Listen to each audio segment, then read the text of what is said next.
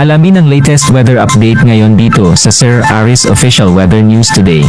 Yung araw wala naman po tayo minomonitor na low pressure area o bagyo sa loob at malapit sa ating Philippine Area of Responsibility. Sa halip itong easterlies o yung hangin galing sa karagatang Pasipiko ay madadala pa rin ng mainit at malinsangang panahon sa malaking bahagi ng ating bansa. Specifically dito nga po sa may Central and Southern Luzon, rin sa may Visayas and Mindanao area.